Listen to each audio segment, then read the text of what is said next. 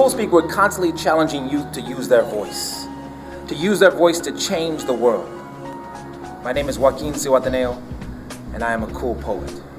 My name is Natasha Carisosa, and I am a cool poet. I think every poet wants to write a poem that will change the world. I wrote this poem to change the world, but it didn't come to fruition until it found its second voice.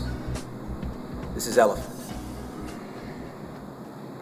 Sometime in April in 1994, armed Hutu soldiers entered a small school in Rwanda and opened fire on a classroom full of children. One of the survivors later testified that her best friend's last words were, "Please don't kill me. I'll stop being Tutsi." Somewhere in Africa, an elephant will stand at the foot of a lifeless calf for 6 days before being forcibly pulled away by the herd.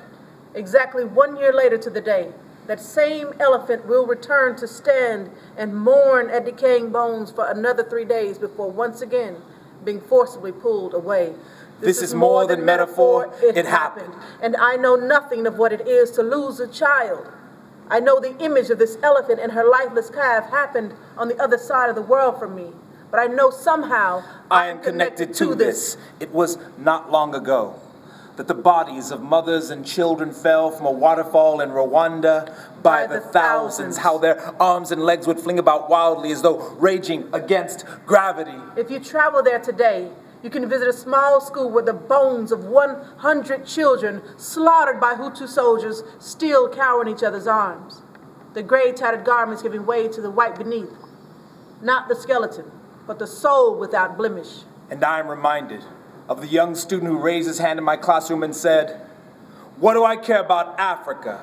We got our own problems here." And to you, young man, I say there is nothing more deserving on this planet of your pledge of allegiance than that of a dying child with outstretched arms. In my country, starving refugee children vied with monster truck racing for America's attention. And if I hear another one of those self-serving, first-person perspective poems, I swear to you, the next time I touch a stage, I'm going to scream, "Wake up.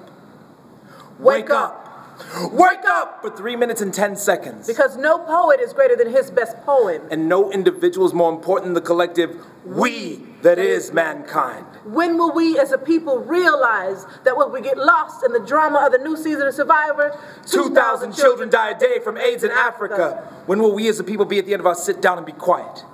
When will we as a people finally stand up and be heard? And the 87 cents a day that I pledge to save one child's life just does not feel like enough. So tonight, I want to say something overtly poetic for the children of Africa.